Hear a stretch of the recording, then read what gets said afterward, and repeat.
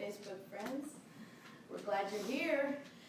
Okay, so this is our second week in our prosperity series that we're having this month, and of course the whole focus for the month has been prosperity, and we've been using Rev Edwene Gaines' book, The Four Spiritual Laws of Prosperity, and the class on Tuesday nights is using that book.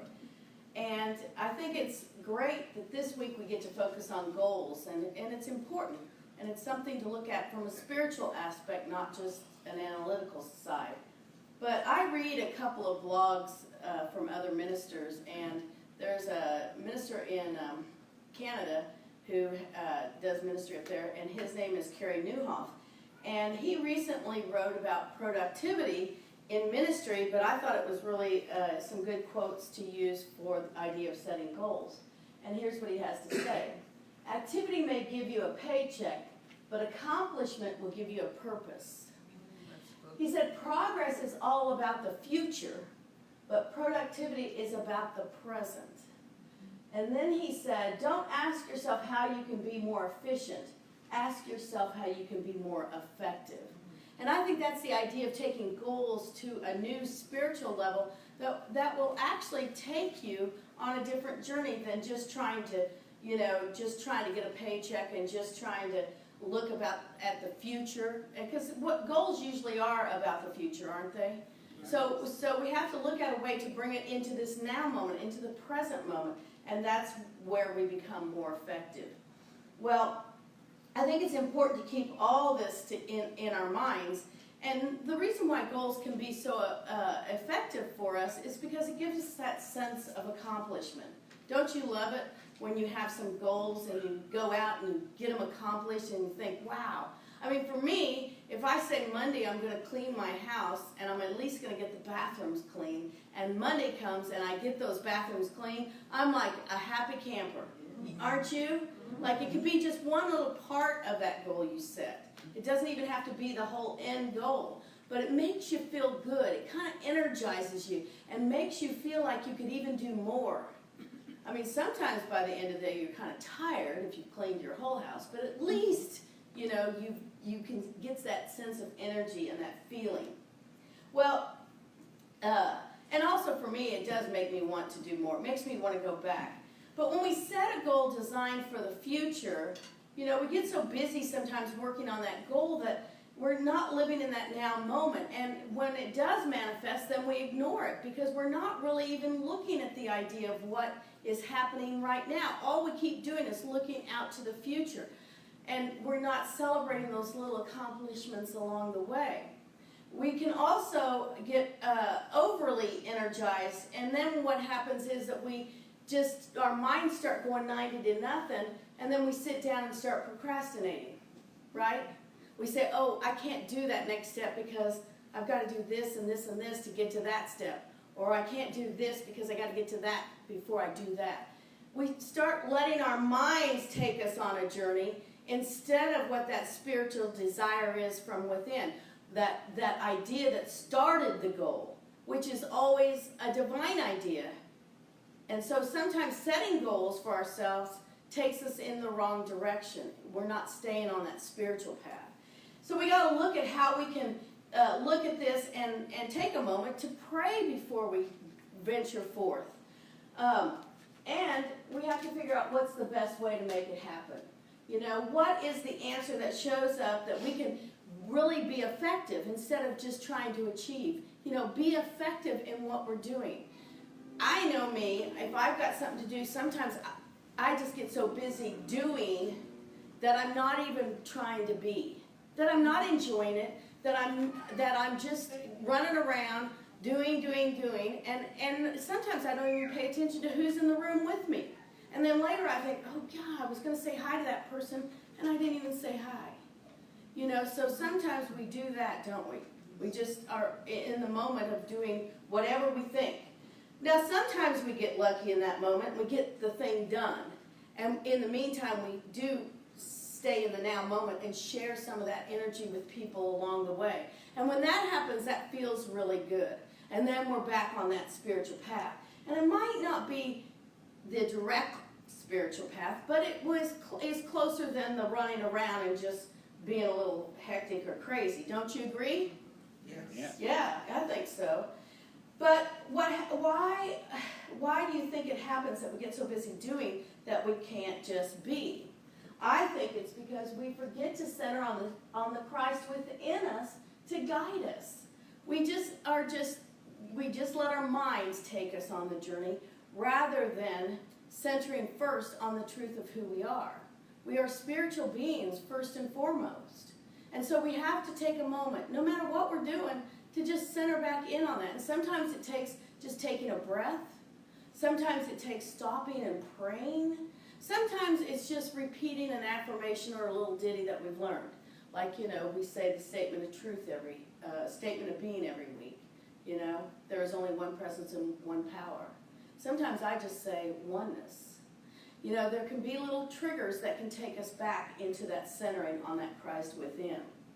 Well, Edwene Gaines, she says it's important to do this because she calls it developing directed faith. I love that term, developing directed faith. So what she says you're doing when you're setting a goal is directing the faith that you know that your highest good is coming forth. So all you're doing is pausing for a moment and directing that faith. But if you're aligned with that Christ within you, then what is going to happen? What's going to manifest? It's going to be good. Yeah, say it. Good. Yeah, that's right. It's going to be good if we're aligned with that truth. But I love that statement. And that's how we have to learn to design our goals. We have to look at it from the idea that we're directing faith, that we're centering on truth, and that we're setting goals along those lines. Because it can be creative and it can be wonderfully fun to set goals. I know a lot of you have set goals. You got in your car, drove, and said, I'm going to get the parking space right up front, and you got that parking space, right? Or some of you have decided you're going to buy a new car, and you decide what you're going to do and what it's going to look like, and boom, you got that car. Or some of you might have even done vision boards, or you write the affirmations and you put them on your mirrors, or you just learn a little ditty, just like I said.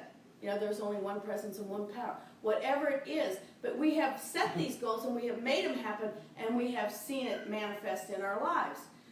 That's cool, and that's great, and that's where we need to begin. It's those baby steps that are going to take us to that higher level of consciousness, to a new place. But we have, and all those remind us of the goals that we set.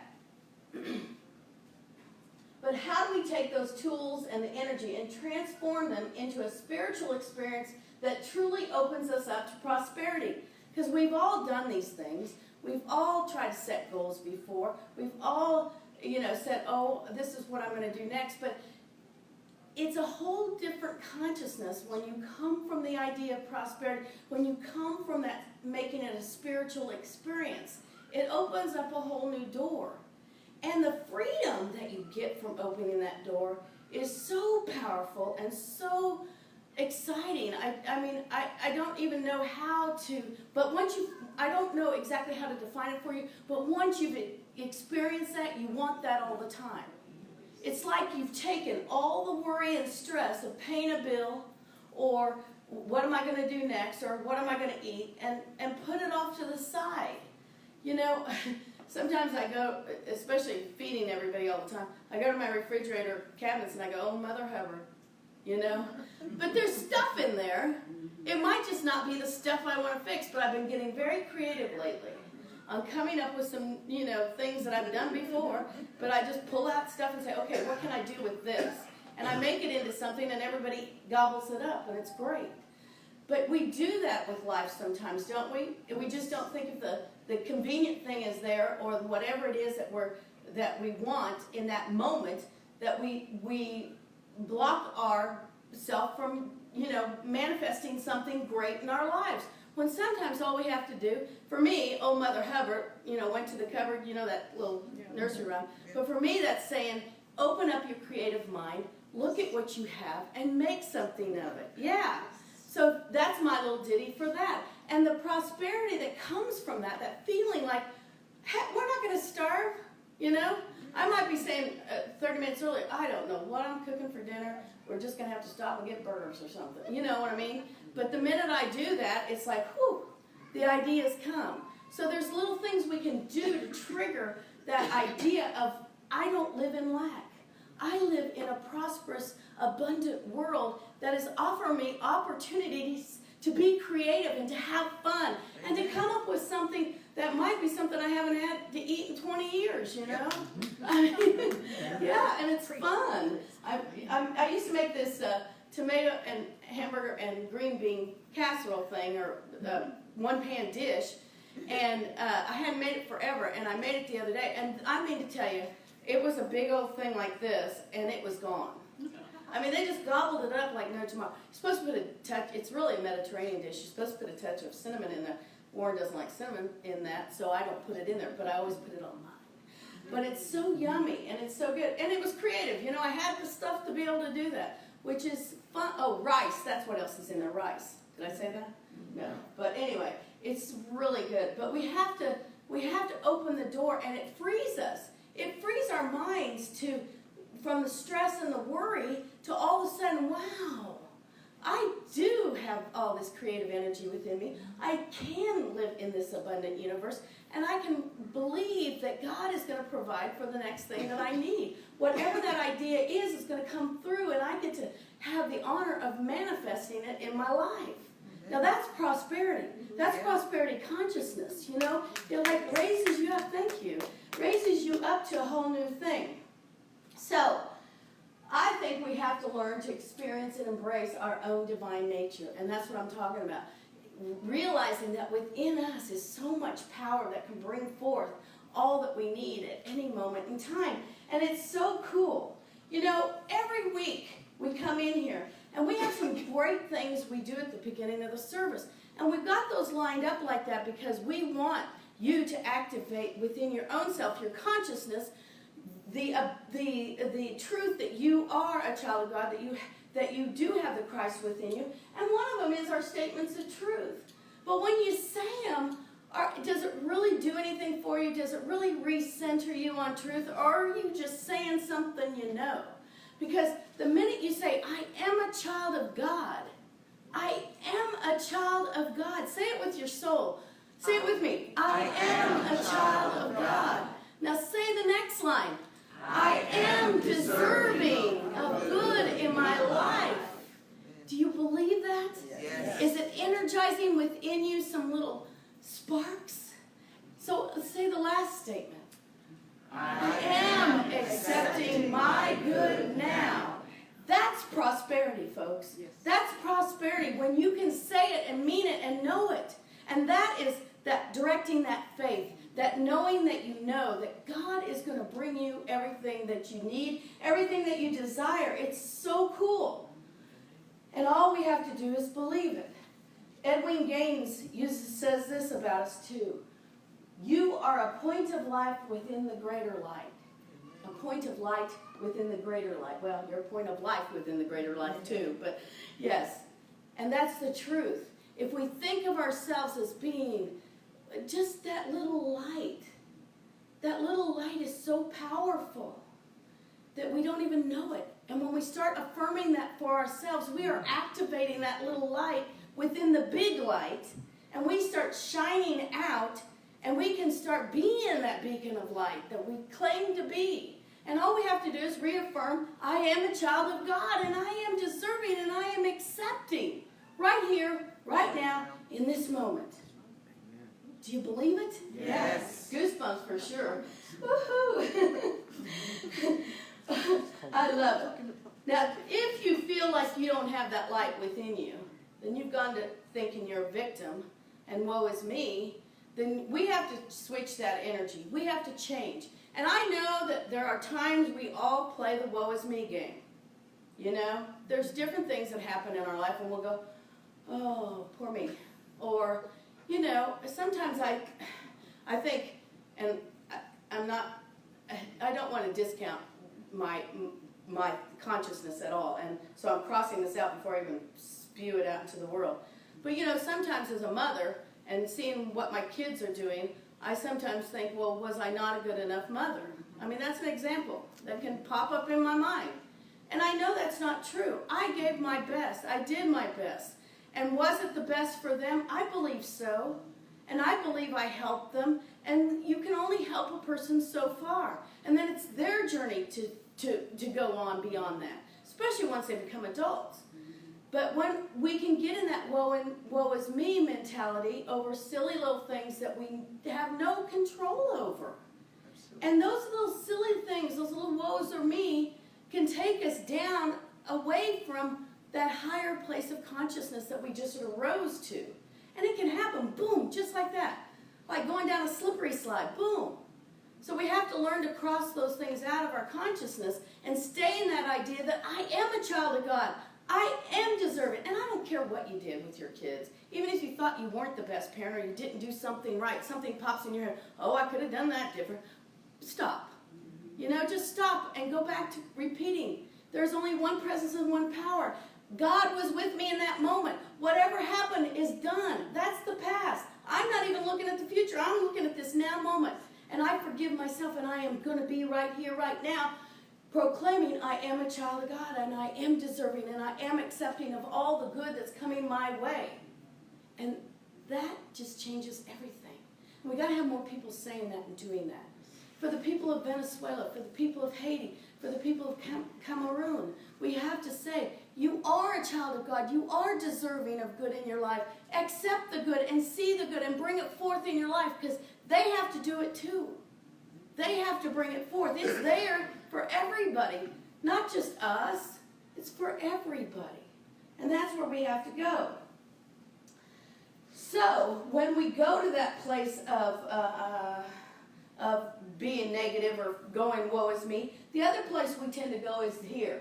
We go to this place of gossip and criticizing, complaining, or thinking we need to get whatever is due us. Hello? Yep. These are just a few of the ways that stand in the way of shining our light and receiving our good. Believe it or not, those are huge little blockers for us. And we have to stop. We have to stop going there. Whatever we deserve in life,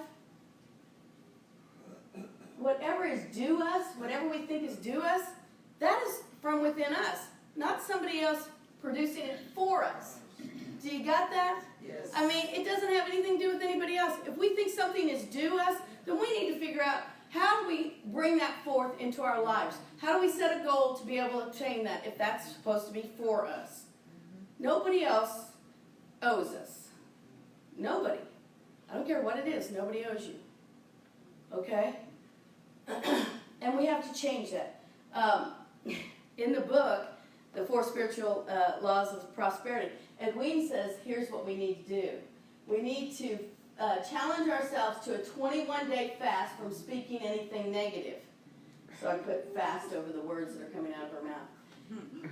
Now, that's a hard challenge. And in the class, Judy made some calendars, and we have a few back there. If you want to try it, you can grab one when you go out. But it's funny because you're supposed to mark down every day was a good day or whatever.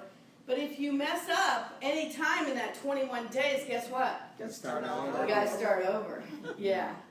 And it is a strong challenge. It's a tough challenge. I've done it before, and it is a tough challenge. And you at first you'll say something, and then you'll go, oh, now I gotta start over. But after you catch yourself a couple days in a row, then you start to almost go, I didn't say it. But what we have to do is get to the point where we're not even thinking it. That's where we have to go. We have to get to the point where we're not even thinking it. Because once we do that, then guess what? More freedom. More freedom. We don't go there anymore. Believe it or not, you won't. It really does work. And some of you don't need to write it down. Some of you do. Some of you need to be accountable. Right? Yeah. But otherwise, it's a great challenge just to keep us going on that path. And the thing is that when we go to that negative stuff, that gossiping and criticizing and all that, Edwene Gaines says we're actually becoming murderers, which sounds really harsh, in her book. We don't want to say that of ourselves. But she says we are poisoning our own environment with negative thoughts, words, and actions. And that's true. And think about this.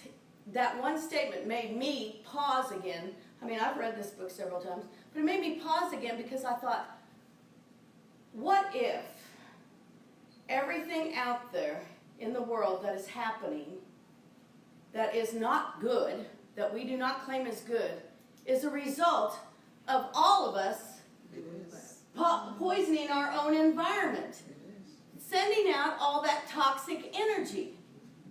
Everywhere we go, we tend to throw it out there, don't we? Oh, I don't like this. I don't want that. I think that person is, whatever it is, we're throwing out that poisoning negative energy. So her saying we're murderers isn't that far-fetched, is it? It's not, because we are killing our own environment with negative and critical thoughts and words. So let's change that, right? Let's change that, and let's challenge ourselves. You know, we are so gifted with all that we have in the world. So in order to get to this place where we're not doing that, we have to ask ourselves, you know, what do you want? What do you want in this world? Before you even set a goal, you have to say, what do I want? What do you want? I want what? And maybe sometimes you can't figure it out, but you can start with a prayer, turn within, and ask yourself, what do I want? And be ready. Have a piece of paper handy, because you'll start writing 90 to nothing when you've really opened up that path. If you're not writing 90 to nothing, then you really haven't opened up that path. Go back to the prayer. Go back to turning the Christ within and feeling the energy of God moving in through you, and start writing. And it doesn't matter what you wrote. You know, I do a class on mind mapping, and sometimes it's best just to scribble down everything and then circle it and figure out a path that it's actually coming from. That's what mind mapping is. But anyway, but just write down everything that you even think about, anything that might be going in some direction. And then what happens is that we can look at it and we can move forward. Now the thing is that if you're not able to do that, if you still struggle after you said a prayer and you're not able to write down and things aren't coming, then maybe it's because you need to ask yourself, am I shrugging my own responsibilities?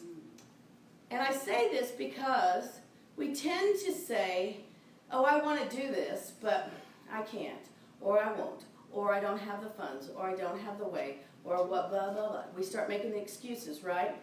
Sometimes we can't even make a decision. Oh, I'd like to go on vacation. Oh, but where am I going to go? I can't. Do I want to go to the mountains? Do I want to go to the beach? Am I going to ask somebody to go with me? Or maybe I just don't even know what I want to do. Yeah. So we're not taking any responsibility for our own movement in life. We're just floating around like, oh, somebody tell me what to do. Somebody want to go? Somebody want to do? No, we have to take responsibility. We have to take that breath, because everything that we do in life is spiritual, believe it or not. We just have to change it in our minds that we are the little mind deciding everything. Well, we are, but it's spiritual. So really the answers will come if we open up the right channel. We don't even have to think about it. It's going to come. Believe it or not. You can ask yourself that question and you'll find yourself. And then you'll start manifesting things through that spiritual avenue. So, once we have decided that, if we begin with truth and know beyond knowing, like our statements of truth and our statement of being, we will have the curtain pulled back to reveal abundance in all areas of our lives. These are a couple quotes I liked, and you can read them if you want. But the thing is, what it does is, those statements, if we truly believe them, we are activating that Christ within us. Think about it. We are activating that Christ within us. There is only one presence, one power in my life, God the good. If you say that and you believe it, then you put a knowing and you're directing that faith. That knowing is faith, is true faith. The true consciousness of faith. I'm doing an F in case you didn't know. True consciousness of faith. And the idea that we do live in abundance. We do have all that we need. And there is nothing to worry about. So once you do this and you see the abundance in your life and you decide what you want, sometimes you have to go back and decide what you don't want. And that's huge. So I got a challenge for you on this one too. And it will help you with your 21-day challenge too, believe it or not. But go home and look around your house and start saying, oh, I don't need that. You know, box it up, give it away, put the stuff in the garbage that needs to go, and or sell whatever it is if you want to sell it. But you have to start clearing out things that are in your way. You can't just keep stacking them up and collecting stuff and think that you're opening up space for yourself. That's the thing about the negative thinking, the criticizing or gossip. You're opening up a space for more good to come. If you want more good within yourself, you also have to create more space for good around you. And sometimes that space you create for the good around you is supposed to be blank space. It's not supposed to have something in it. And we have to know, oh, that's okay. Kind of like that blank space right now. I like that there's no chair over there against that wall. That looks good. You know, it opens up an area of freedom for you. And so sometimes that's what we need to do. So while you're doing that 21-day challenge yourself to getting rid of some stuff on that whole challenge. It really does help. Then we can begin to set up some goals. And it's fun because there's several different avenues to set up goals. One is SMART goals. You've seen this before with me, and you've seen it in the class I've done, and you've seen it probably other places. But SMART goals are specific, measurable, attainable, relevant, and time-based. I'm not going into the details. If you want to know more, Google it. But the thing about it is, it's basically having a plan to set your goals. Now, Neil, at one of my services, took this and changed SMART goals to this. Spirit-inspired, manifestible, affirming, right-minded for the good of all involved, and timely on God's timetable. I really like this one better than the other one because it's more analytical on the other. And the thing is, with this SMART goals, you really are just going back within yourself and activating that Spirit of God within you. So, we can use these and we can move forward. But in the book, and if you want to know more about these are 10 steps that Edwene Gaines has. And if you want to know a deeper understanding of it, because she gives a lot of stories and different examples in her book, we still got books out there for sale. But we're going to run through these 10. And she says, start with a notebook dedicated to your goal-setting program. Write down all of your desires, no matter how large or small. Now, I have to tell you, I work on the PowerPoints and the bulletin and the newsletter. And if you look at it, you know, like the PowerPoints are a week out and the bulletin's a week out. And then but the bulletin has last week's amount of money that was collected. And then the newsletter is, you know, goes out for the future. All these things bouncing back and forth in time. And so for me, keeping a notebook and having checklists keeps me on the path of, and the good news is, I can go back at any time and see all the things I've done throughout the year. And, you know, when the year, wherever I am in the year. And it's cool to see what you have accomplished and what has happened. So a notebook, writing down those things, is a great thing to do. I have some spiral notebooks, too, that I have written down things over the years. And it's fun to go back and say, oh, that's where we were at that particular time. Anyway, choose your most important desires and list them in order of importance to you. Be very specific. So you're supposed to start with just writing, like I said. When you open up that space in your heart and say, what do I want? Start writing down and be specific about what you want. And then you can always go back and add more to the side of what those details might look like, or how more specific you want to be about something. Then she says, consider what changes you might need to make in order to achieve your goals. She said, remember to start with the question, what must I change about myself in order to achieve my goals? That's a huge thing, because a lot of people get stuck right here because they don't want to change what they're doing. Yep. They want everybody to conform to what they want, but they're going to stay in their own little world and not do anything any different, but expect it all to show up. It's not going to work. We are changing beings with every breath we take. Our cells in our body are regenerating with every breath we take. So we have to think that we are always changing, and we have to embrace change, whatever it may be. And I know that we've all experienced times where we said, Sorry, not changing, not doing anything different. I'm going to keep this like this, and by golly, it better stay this way until the end of time. And you know that doesn't work. You just cause yourself to have heartburn and indigestion. Yeah. Maybe even a little of the Pepto-Bismol time. Anyway, I'm not going to say it. But you know, the whole thing is that we have to learn that with every breath we take, there could be a change, and everything is possible. He's back there laughing at me.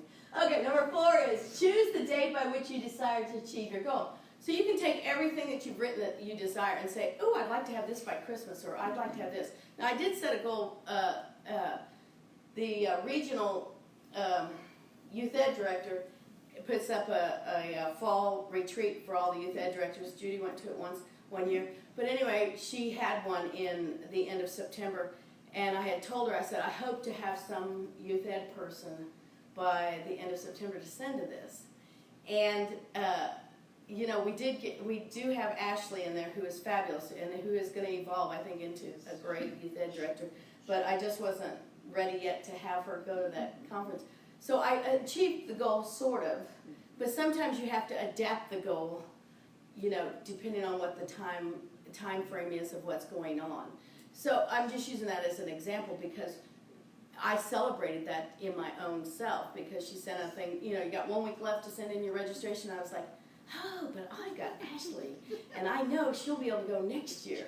So, you know, we just sometimes have to take a pause in what our goals are and say, did I accomplish that? Not maybe all the way to all the specific items I had listed, but I flowed with what God's plan was, you know? Okay. Read your goals at least 3 times every morning and night. This way you're making them affirmations. So you just have, and you're making positive affirmations. So you have to remember to keep your notebook handy and just look at it 3 times. That's easy to do. I mean, you're probably going to have 1 page of goals. Read it in the morning, read it at night. Just read it through 3 times. And 3 is a magic number. You know, it's that completion number. It's that divinity. There's all kinds of symbolism for 3. So it's a great little plan. Imagine yourself achieving your goal. So you have to see yourself doing that. Now, I learned about this visualization when I was in seminary, because the first license and ordination test, you know, Warren's talked about LNOs, I didn't do as well as I thought I would do. And, you know, I passed it and everything, but I didn't feel as good about it. And then one of the instructors says, you're not visualizing yourself doing well in those things. And I thought, oh, you're right. I hadn't really thought about it. So everything that we do, you know, we say pray about it, but also pray about it and see yourself succeeding. If you've set a goal, say a prayer, and then just in that prayer say, I see myself going in there, and or whatever you're doing. I see myself being able to accomplish this. I see myself attaining what it is. Changes everything. It's like a little flip switch in your brain that goes, oh, I am deserving of good, and I am accepting my good now. That's what it does for you, okay? So see yourself doing it. The 7th is act as if you have already achieved your goals. Believe that you have received. That's faith in action. That's directing your faith, knowing. I told you, you'll start feeling that way anyway. It's a natural thing within us. What has happened is fear jumped in our lives some point along the way and made us not have that pure faith that is there for us to experience in everything that we do. And once we really activate the faith, it's like the worries and stress and anything back here that could come up, any fear is not going to come through. It's going to stay out there somewhere where you don't even have to touch it or tap into it. It's such like it builds your confidence, but it also allows you to relax and just know that the highest good is coming forth. And it might not be the exact visualization of your desire in your goal, but it is coming forth, and we have to know that. The building, the new campus, taking a while, but it is coming forth. Do you believe it? Yes. Yes. Yes. And that's what we have to do. Number 8 says, don't tell others. Keep your goals private between you and God. And I said, I think the time to tell others is when you are celebrating achievement. Now, I think she says that because so many people shoot you down. Yes. You know, we have some some of those people that need to take and, detox. Dream killers. Dream killers. This is Sanders. Yeah. The whole thing is, yeah, it's true. We have some people in our lives that like, you're going to do what? You think you can do that? Absolutely. You want to do, wait, what? No, that can't be. Yes. You think that's going to happen? You know, we have them, don't we? Yes. We Or do. even maybe this.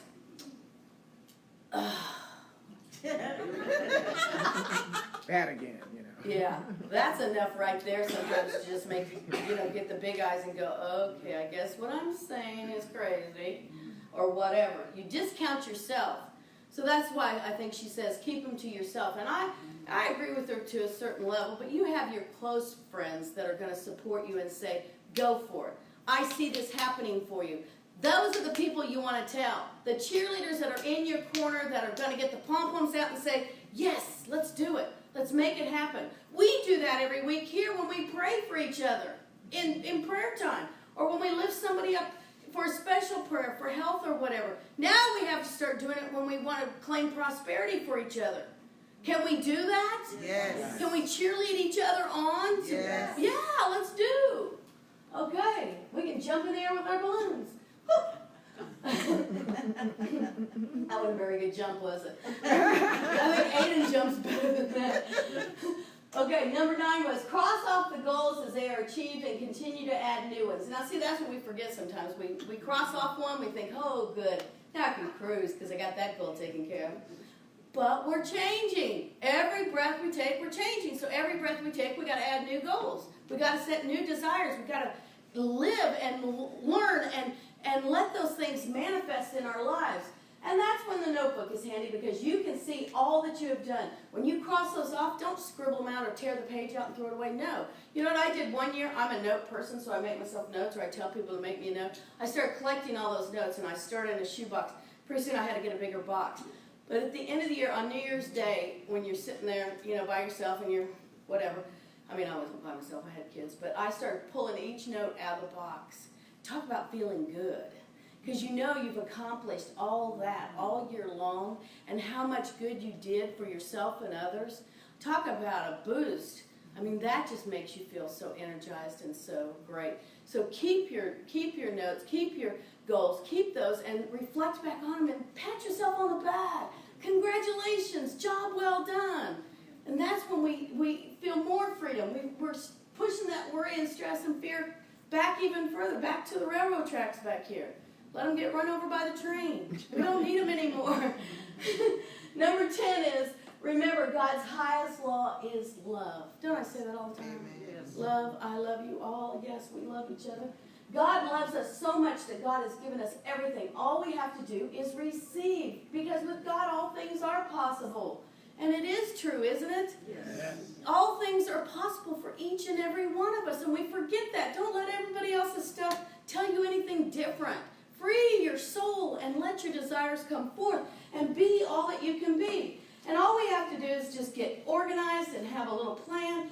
And if you forget any of this I said, just go get the book and reread those chapters because it's powerful. It'll set you on fire. Yes. And once we follow the plan, it is up to us to know through faith that our prayer is answered and that we can let go and give it to God. And that's directed faith. When we set something in motion, we don't have to check up on it every day.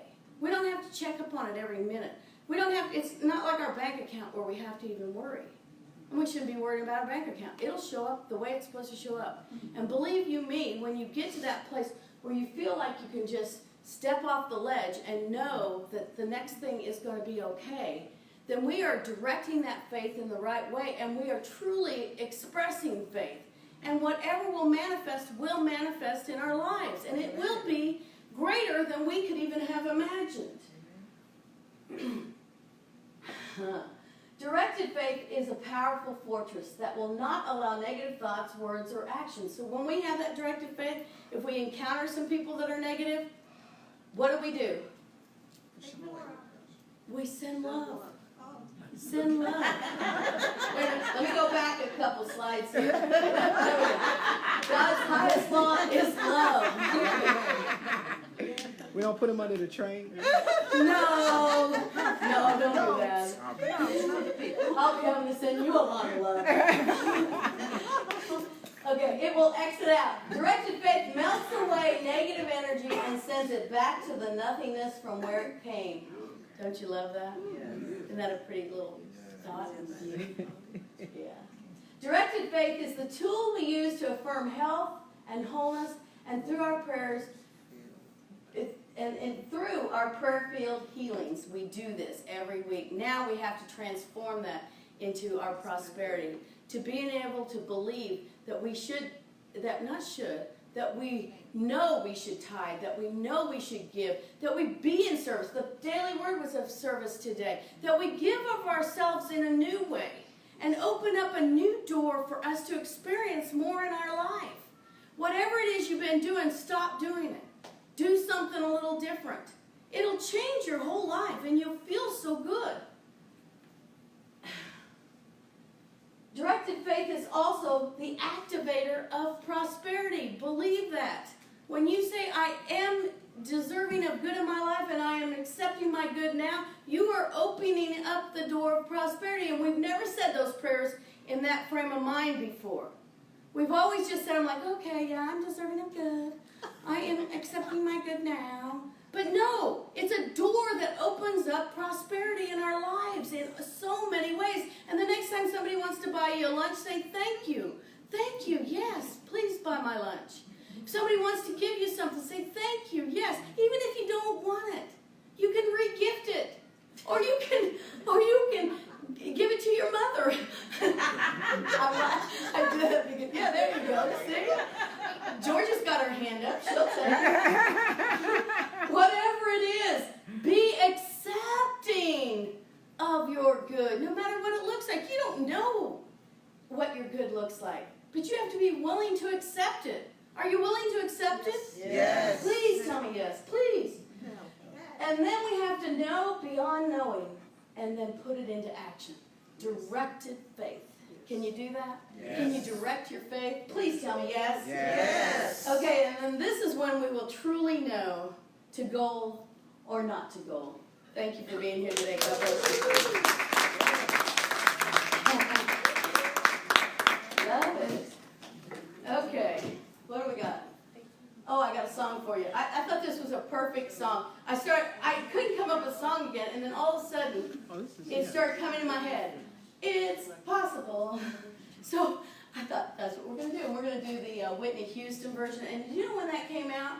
1997. Can you believe that long ago? I was like, what? So anyway, that's what we're having today.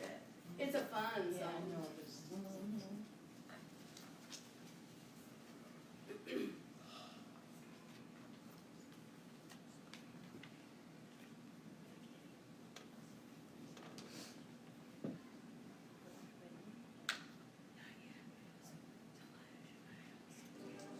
Impossible for a plain yellow pumpkin to become a golden carriage. Impossible for a plain country bumpkin and a prince to join marriage. And four white mice will never be four white horses. Such powder and beauty. You can sing along. Impossible. But the world is full of zanies and fools who don't believe in sensible rules. I won't believe what sensible people say. And because they stopped in doing it, I just keep building up impossible hopes. Impossible things are happening every day.